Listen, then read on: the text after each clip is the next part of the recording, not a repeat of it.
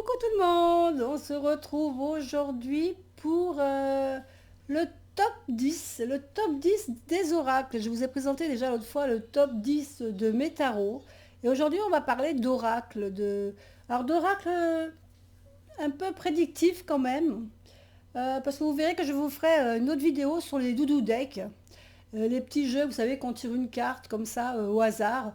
Ceux-là, je les ai mis à part parce que on ne peut pas vraiment faire de prédictif. C'est plutôt des doudou decks, la carte conseil, la carte qui va nous donner un peu de baume au cœur. Donc ceux-là, je les ai mis de côté et on fera, ce sera une vidéo, une autre vidéo. Aujourd'hui, on va parler un peu plus des prédictifs. Quoique je crois que j'en ai mis un quand même dedans qui est un peu pas doudou deck, mais vous verrez, je vais vous en parler tout de suite. Alors, mon petit sachet de lavande pour parfumer, ça sent bon.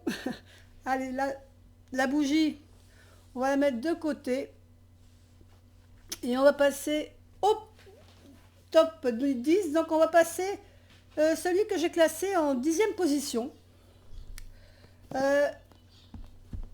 C'est l'oracle des miroirs. Alors, je vais carrément pousser la bougie un peu plus par là parce que... Voilà. Pourquoi je l'ai mis en 10e position Pas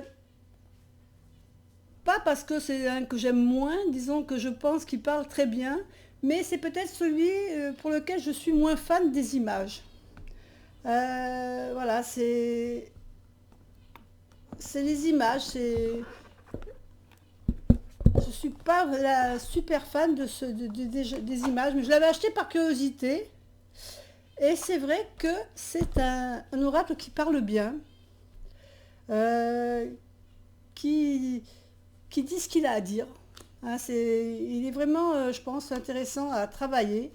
Euh, je le conseillerais même à des personnes qui débutent.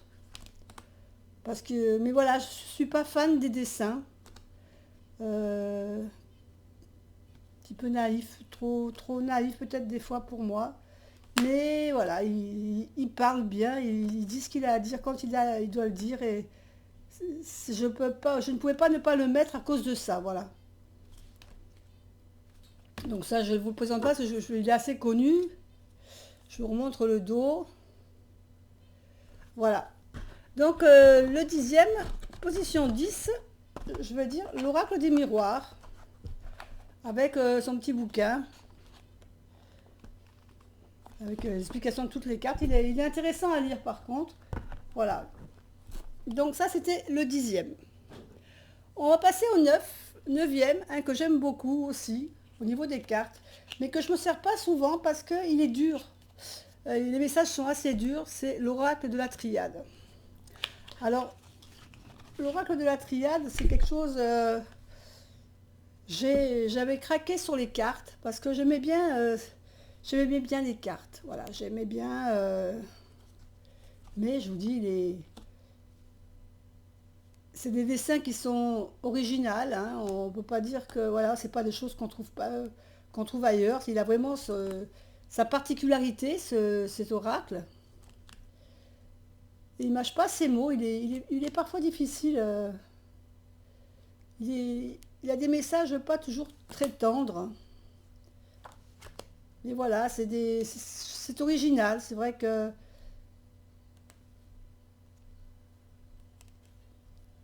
j'aime bien les dessins. Voilà, j'aime bien les dessins. Mais c'est vrai que ça fait un petit moment que je m'en suis plus servi. Mais je l'aime bien. Je l'aime bien. Et le dos, je voulais peut-être pas montrer le dos. Il a un joli bleu avec cette étoile, ces sigles que j'aime beaucoup. Donc celui-là, c'était en 9e position. En 8e position, alors je l'ai mis dans une petite pochette bleue parce qu'il n'a pas de pochette quand on le reçoit. Et vous allez le reconnaître. C'est l'oracle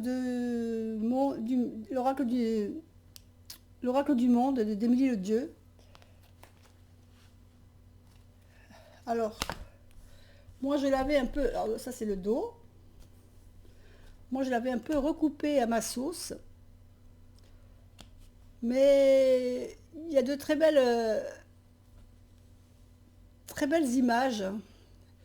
J'aime beaucoup, je trouve qu'il est doux. C'est un jeu qui est assez doux. Euh, je l'ai peut-être mis, non, j'ai pas mis à l'envers. Mais il est parlant, il parle bien, hein, il a des petits dessins naïfs, mais je veux dire, il a des couleurs qui rend ce jeu gai, euh, attrayant. Je veux dire, c'est plein de couleurs. C'est un jeu voilà, on a vraiment envie de tirer les cartes avec ce jeu parce c'est ces couleurs qui nous attirent, hein. Je crois vraiment qu'il est à l'envers pour de bon, parce que je vois qu'il y a beaucoup de cartes à l'envers. Et j'aime beaucoup. Alors il y a un petit peu de mélange, vous avez vu, au niveau des dessins, on passe de l'Égypte, on passe au monde asiatique, on passe au monde africain. Il est vraiment, c'est vraiment un jeu qui nous fait voyager parce qu'il y a quand même une diversité dans les pays qu'on visite grâce aux cartes. Là, ouais, on a un peu l'impression d'être chez Razad, hein, au pays des... Voilà, après il y a des classiques, là voilà, on se retrouve aux pyramides. Là, on se retrouve un peu plus du côté du Mexique. Donc, non, c'est un jeu qui est varié et qui est agréable, voilà, au niveau de ces images. De toute façon, je crois que je vous avais fait tous les jeux que je voulais vous présenter, plus ou moins, vous pouvez retrouver les reviews sur ma chaîne. Alors, il n'y a pas de souci. Mais il est très très parlant ce jeu. Donc ça, c'était l'oracle du monde d'Émilie le dieu. Alors celui-là, il était en huitième position, mais il aurait pu être en septième, parce que je le mets au même niveau que celui-ci que je vais vous montrer maintenant. C'est le marc de café. Alors c'est pareil, celui-là, il y avait une boîte, mais la boîte était vraiment pas solide. Je crois que j'ai juste gardé le petit guidebook. C'est un jeu de Sylvie Cariou. D'ailleurs, Sylvie Cariou, de mémoire, a une chaîne. Alors, à l'époque, quand je l'avais acheté, il y a très longtemps de ça, parce que vous voyez, c'était un petit livret qui est très succinct, et qui demanderait peut-être à avoir plus d'explications pour certaines cartes. Donc, j'avais demandé à Sylvie Cariou, à l'époque, si elle comptait sortir le livre. Elle m'a dit oui, oui, qu'elle sortirait le livre. Puis je vois que les années passent et que le livre, bah, il n'est toujours pas sorti. Donc, c'est dommage. C'est dommage parce que je pense que il serait intéressant d'avoir vraiment un livre pour ce jeu, quoi. Donc ici, vous voyez le dos. Bon, je crois que j'avais recoupé les cartes aussi. Ben, je suis la manie, hein, de recouper les cartes, parce qu'il y avait des mots-clés ici. Et je voulais m'en servir plutôt comme intuitif. Donc j'avais enlevé carrément les mots-clés. Et vous allez voir qu'il y a de très très belles images. Des animaux. Alors les animaux, à part celui-ci, hein, celui-ci non, mais il y a beaucoup d'animaux. Les premières cartes des animaux représentent des cartes, dirons-nous, des cartes majeures. Voilà, on pourrait dire des lames majeures. Mais j'aime beaucoup aussi ces dessins. Euh, c'est pareil, je trouve qu'il est... Alors, il a une connotation aussi avec des pays étrangers, mais on reconnaît bien quand même la signification des cartes. Voilà, voilà, je trouve que c'est vraiment un très beau jeu. Et c'est vrai que je me suis servi souvent de celui-là parce que j'étais très attirée par les cartes. Regardez les étoiles, le désert. C'est pareil, il est lumineux, hein, il y a des couleurs vives, il y a des... En fin de compte, je me rends compte que j'aime bien les jeux qui ont beaucoup des couleurs lumineuses. Donc c'était l'oracle du mar de café de Sylvie Cariou. Voilà. Donc c'était le septième. Oui, c'est ça que je vous dis. On en serait, alors, je crois que je vous en ai mis Je crois que j'en ai mis 11 d'ailleurs. J'ai fait top 10, puis je crois que j'en ai mis. J'arrivais pas en défaire un. Donc on en aura 11 au lieu de 10. Ensuite, on a l'oracle des reflets. L'oracle des reflets, il est plus à présenter, hein. On ne le présente plus. C'est l'oracle de Célia. Tout le monde le connaît. Alors c'est la première édition que j'ai, moi, puisqu'elle a refait une autre édition, puisqu'il était très demandé. Donc c'est la première édition. D'ailleurs, j'avais le numéro 558. Et donc c'est celui qui a les bords dorés, puisque maintenant, si vous le commandez, vous aurez les bords noirs. Et voilà, donc,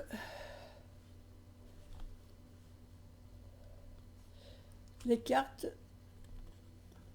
Alors c'est pareil, ça c'est un très beau jeu, hein. C'est pareil, il n'y en a pas d'autres qui vont lui ressembler. C'est vraiment la touche personnelle de Célia, hein, le fait d'avoir fait ce jeu avec des taches de couleur, c'est au brou de noix, je crois, de mémoire.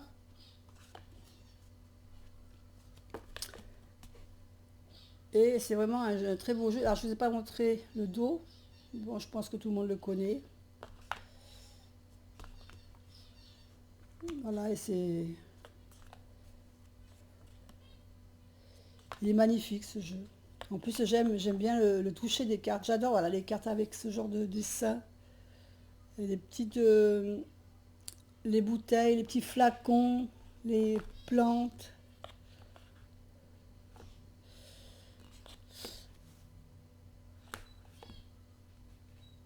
Il a vraiment une touche personnelle et c'est quelque chose qu'on ne trouve pas voilà, dans d'autres choses. Le petit renard.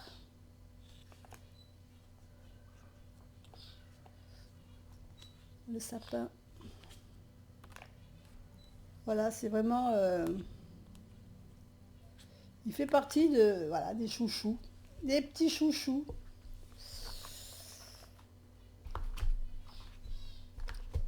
Hop, on le range.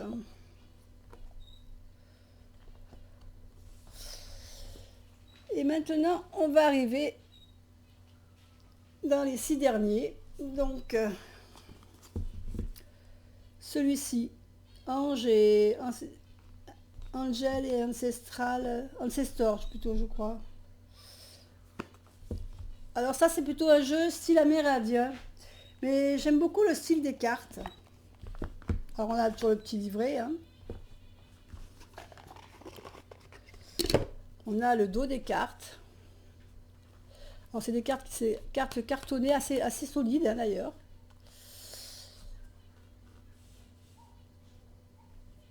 Et voilà, j'aime beaucoup les visages de...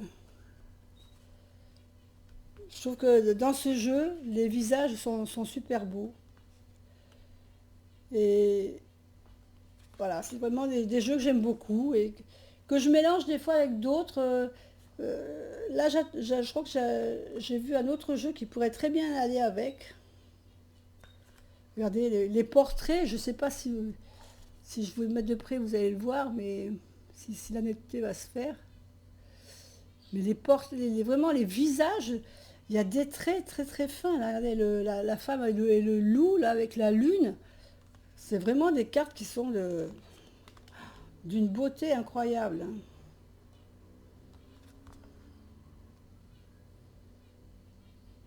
Alors c'est dommage que ce sont des jeux en anglais, donc il a fallu évidemment que je déchiffre le petit livre. J'ai déchiffré en fin de compte les mots-clés parce que sinon c'est trop long. Voilà, je me suis mis de côté les mots-clés, ce qui me permet quand même de... Regardez ce druide comme il est beau. Et donc j'ai traduit tous les mots-clés pour avoir quand même la signification que l'auteur voulait donner à ces cartes. Mais franchement, en intuitif, une fois qu'on a les mots-clés, on arrive bien à donner notre interprétation propre aussi. Alors, on a la carte de la lune, du soleil, des saisons.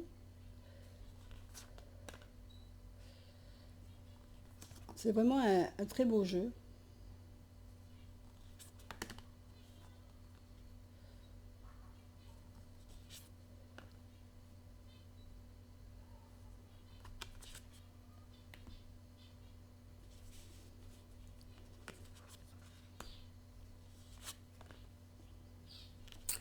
Voilà, donc c'était Angel and Ancestor. Hop, voilà. On va passer à un autre que vous connaissez sûrement beaucoup aussi parce que je m'en suis pas mal servi. C'est l'oracle des murmures d'ailleurs qui je crois qu'il est réédité. Il a été réédité parce qu'il était en rupture tellement il a eu du succès. Et vous allez voir que les petites cartes, alors qu'il y a un petit livret succinct, mais bon, vous allez voir que c'est pas nécessaire d'avoir trop de livrets pour celui-ci. Là, c'est les petites cartes. Le dos, donc qui est réversible, qu'on peut tirer envers endroit si vous le désirez, mais bon, moi je tire pas envers endroit, je voulais dire. Et voilà, c'est... J'aime beaucoup ce jeu parce que je trouve que c'est pareil, il est tout en douceur. Il est en douceur, il est... Toutes les images sont douces, elles sont... Voilà, ce jeu il m'a attiré pour ça, par les dessins. Alors on a ici les numéros qui sont écrits en romain, mais c'est original parce que voilà, c'est rare qu'on voit ce style de numérotation. L'arbre, j'aime beaucoup l'arbre comme ça avec les rubans qui volent au vent. Ici on a la balance, la justice en fin de compte. Hein. C'est vraiment, voilà, les dessins sont fins, c'est pareil, les couleurs sont douces. Il est coloré et à la fois il est doux.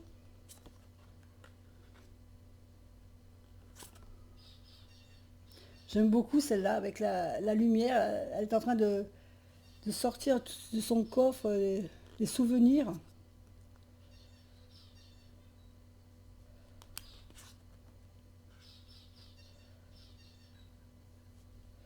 La main avec les tatouages.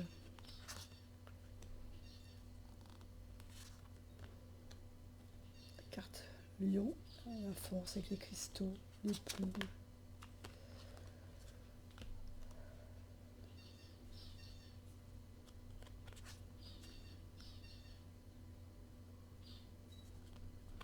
Je sais pas ce que vous en pensez de ces jeux, parce que je pense que vous l'avez déjà vu, mais...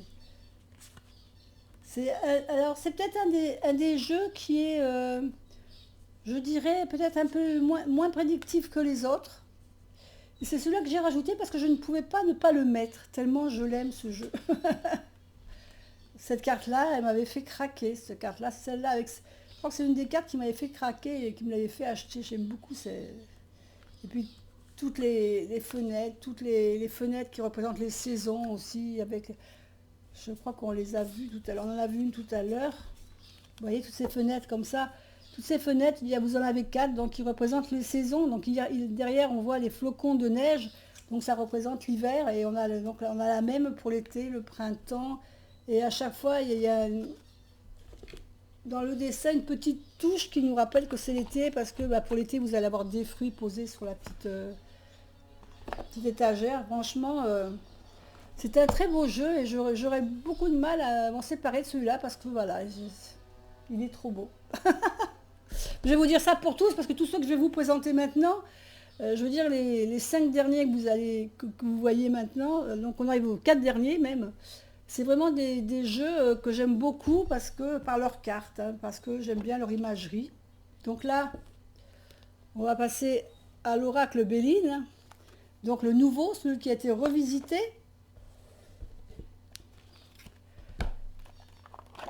Donc ici on voit le dos, hein, on voit le dos, et alors évidemment il est à l'envers, ce qui est logique, et voilà le style de carte que vous allez... Alors il reste fidèle à l'ancien jeu, hein, puisque Ce qu'il y a, c'est que les dessins sont représentés un peu plus modernes, mais ils restent fidèles toujours avec la carte de la Lune ou de la planète qui est liée. Et le message reste toujours le même également, mais ce sont les dessins qui sont un peu plus, qui ont été revisités. Parce que pour le premier Béline, moi je ne l'avais pas acheté justement pour ça, parce que je n'arrivais pas. Les dessins ne m'attiraient pas du tout. C'était vraiment pas quelque chose qui m'intéressait, franchement. Donc je suis contente après qu'il ait été sorti celui-là. Et quand j'ai vu vraiment les cartes, je me suis dit, mais celui-là, il me plaît, quoi.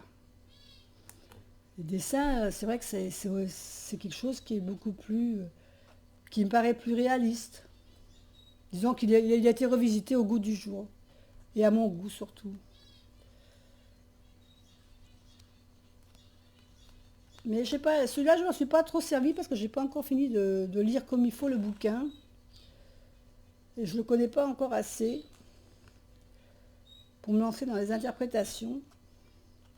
Alors tirer une carte, c'est une chose. Après, faire un tirage avec, voilà, j'ai besoin de connaître un peu mieux les cartes.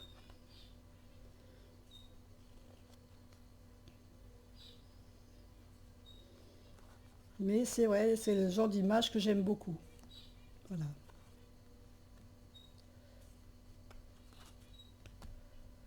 Donc ça, c'était l'oracle Béline revisité.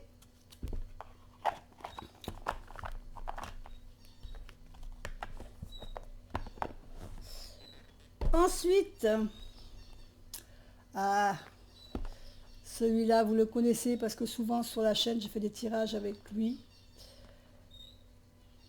Et oui, les cartes sont d'une beauté. Alors c'est pareil, je l'avais acheté, j'avais hésité avant de l'acheter parce que c'est toujours pareil. C'est un oracle qui n'est pas en français. Euh, mais j'avais craqué sur l'image, donc le petit bouquin, il est beau en plus parce que le petit bouquin est avec des images qui sont représentées vraiment en couleur. Mais donc voilà, j'ai fait un petit encas, j'ai synthétisé ce que voulait dire l'image à chaque fois, j'ai fait un petit mot à chaque fois. J'ai tout traduit ce livre-là, mais je n'en ai gardé que la synthèse, parce que, bon voilà, ça sert à rien que je traduise tout sur papier. Et les cartes, donc les cartes sont assez grandes. Et vous allez voir, je les trouve très belles. Alors, je vais essayer de vous mettre comme ça pour que vous voyez un peu mieux les images. Mais les cartes sont superbes, j'aime beaucoup le rendu de ces cartes. Regardez, c'est superbe. Hein.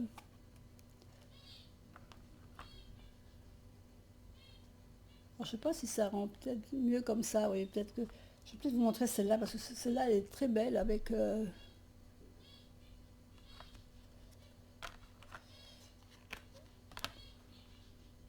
Celle-là, voilà, c'est celle qui est connue sur les réseaux. Celle-là, on la voit souvent cette carte. Celle-ci aussi.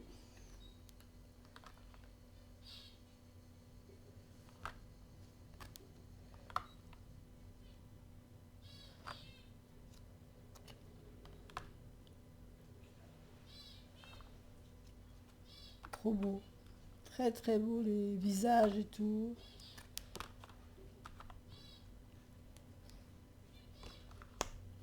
Celle-là, elle est belle avec le masque. J'ai presque le même masque, à part que j'avais ramené de Venise. Le même style, un peu moins rose, mais le même style, il y a des très beaux masques. Là.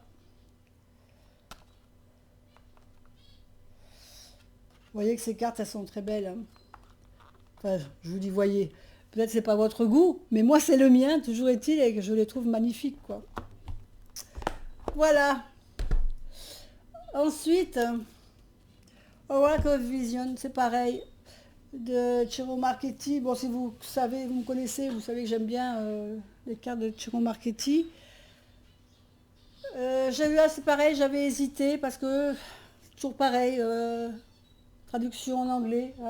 Ciro Marchetti, malheureusement, il n'y a qu'un jeu à lui, il n'y a qu'un tarot qui a été traduit en français. c'était l'héritage du tarot divin, hein, c'est le seul de ces tarots qui a été traduit en français. Après, tous ces autres jeux sont en anglais, donc c'est dommage parce que ça serait bien de pouvoir un peu savoir ce qu'il a voulu représenter dans ses cartes. Mais bon, alors c'est pareil, il y a un petit livret. Donc bah, celui-là, j'ai écrit sur le côté des pages ce qu'elle représente. Alors pareil, un mot-clé. Donc le dos, bah, vous reconnaissez, hein, c'est vraiment sa signature, puisque vous savez que plus ou moins dans tous ces jeux, il y a le fameux harlequin. Donc les cartes sont assez grandes. Je crois que c'est un de ses plus grands jeux de cartes qu'il a eu. Et voilà les images, les cartes. Hein. Pou, pou, pou. Trop beau, trop beau, trop beau. Des magnifiques. Alors par contre, c'est vrai que pour traduire, alors pour les traduire, il faut vraiment que le mot-clé vous saute aux yeux. Parce qu'il y a énormément d'informations dans ces cartes. Hein, vous voyez qu'on a l'horloge du temps, on a la lettre portée par un oiseau, on a le téléphone, on a les roses, on a le chat, on a cette femme. Il y a énormément d'informations dans les cartes de Ciro Marchetti, donc il faut piocher dans ce qu'on a besoin, suivant la question que vous allez poser. Vous allez forcément trouver une information qui va correspondre à ce que vous cherchez, à la réponse que vous cherchez. Mais c'est vrai qu'il y a beaucoup d'informations dans ces cartes ou dans ces tableaux, puisque plus ou moins ce sont des tableaux informatiques hein, qu'il fait, il fait des collages. Vous voyez qu'on voit que c'est du photomontage. Hein. Mais c'est vraiment très très bien fait. Après, c'est un style spécifique. C'est vrai que des fois, c'est pas toujours facile à retraduire. Il y a des cartes qui vont bien passer, il y en a d'autres qui vont être plus difficiles à interpréter. C'est pour ça que c'est dommage qu'il ne soit pas traduit en français parce que il y a des choses des fois qui peut-être nous surprendraient dans sa façon d'avoir voulu représenter sa carte. Mais non, c'est néanmoins, moi je trouve de très très belles images. Voilà, ici vous voyez, on voit des pantins avec le théâtre en arrière-plan, donc on pense tout de suite à quelque chose de manipulation, les gens ou qu'on manipule ou qui nous manipulent. Là, on voit bien que bon, avec toute cette carte, cette machine à sous, on pense tout de suite au jeu d'argent, à la chance, hein, au coup de chance, à l'opportunité. Mais voilà, toutes les cartes ne sont pas toujours faciles à déchiffrer. C'est vrai que je reconnais que de ce côté-là, elles ne sont pas toujours évidentes, mais elles sont très belles. Magnifiques.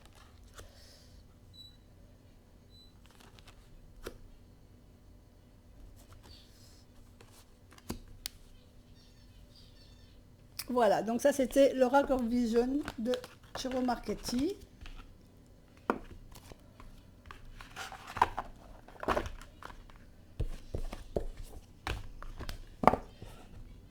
Et le number one de ce top, pour moi, c'est l'oracle de l'énergie. J'adore cet oracle parce que je le trouve parlant. Je trouve le dos très beau.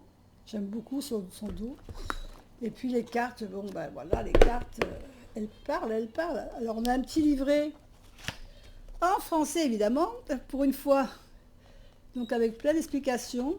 Il est assez épais, petit mais épais. Et vous allez voir que les cartes, moi j'aime beaucoup ces cartes.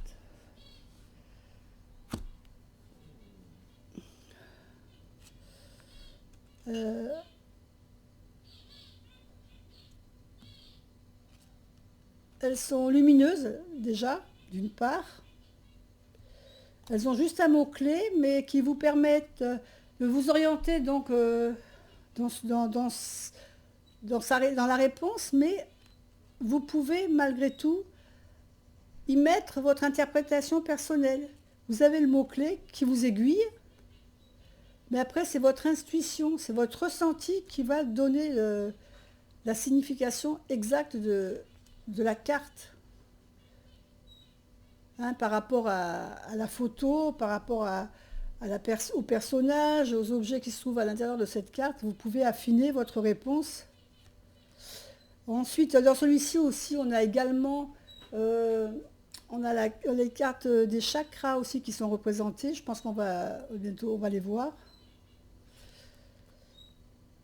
On a des cartes qui ressemblent un peu aussi au tarot. Hein. Certaines cartes nous rappellent les cartes du tarot. Ben, là, je vous ai montré, voilà, il y a la carte du cœur, la carte du soleil. Ici, on voit l'agneau et l'ange de la force. Ça nous fait penser aussi à la carte de la force. Hein. Donc, il y a une similitude. Voilà, par exemple, ici, on a une carte de chakra. Donc, on a le 3e chakra.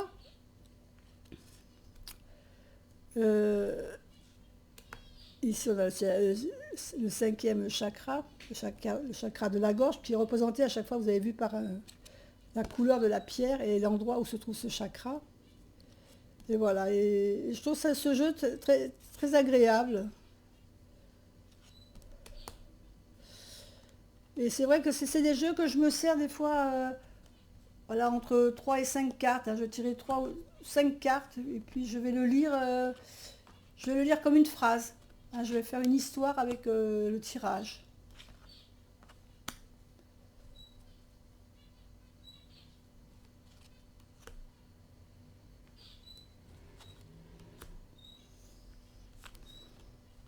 Voilà, donc c'était le dernier, the number one pour moi pour l'instant, parce que des fois ça change. Hein. Peut-être que si dans 6 mois je vous refais mon top 10, et ben, peut-être qu'il aura changé de place, peut-être qu'il y en aura un autre qui aura pris sa place. Mais voilà, c'est vraiment des oracles prédictifs que j'aime bien. Donc je vous ai montré mon top 10, qui en fin de compte se résume à un top 11, puisqu'en fin de compte, il y en avait plus que ça. Voilà, bah écoutez, j'espère que tout ça vous a intéressé, que ça vous a plu. On se retrouvera bientôt pour une autre vidéo. Je pense que ça sera les doudou decks, les jeux qu'on tire une carte comme ça pour se réconforter. Ça sera notre prochaine vidéo. Allez, je vous fais des gros bisous à tous. Je vous dis, bah, continuez, passez de bonnes vacances. Et puis à bientôt pour une autre vidéo. Bye bye.